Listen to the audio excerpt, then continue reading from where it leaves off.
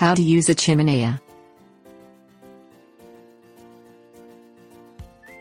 A chimenea is a portable outdoor fireplace you can put on a patio.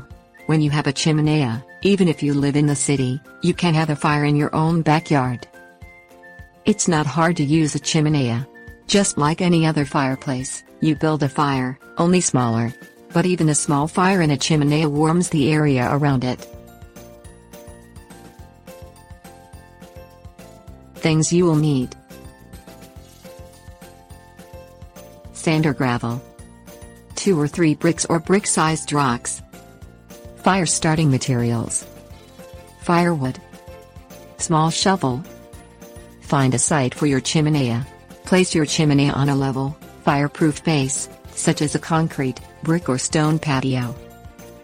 Fill the bottom of the chimenea with sand or gravel. The top of the sand or gravel should be just below the side opening of the chimenea. The sand or gravel will protect the bottom of the chimenea from direct exposure to the heat of the fire.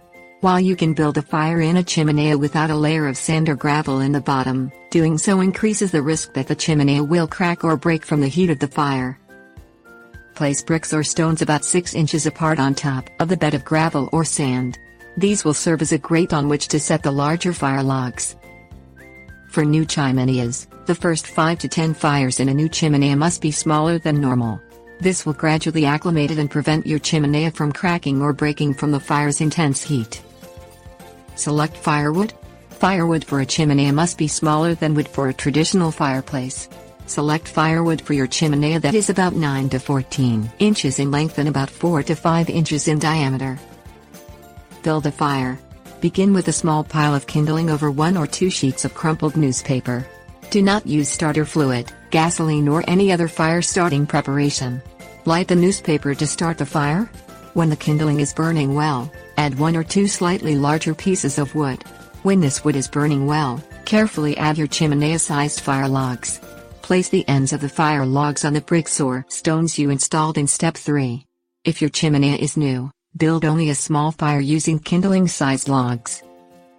Allow the fire to burn itself out naturally. Do not pour water on a fire in a chimenea because the water may cause it to crack and break. Clean out ashes.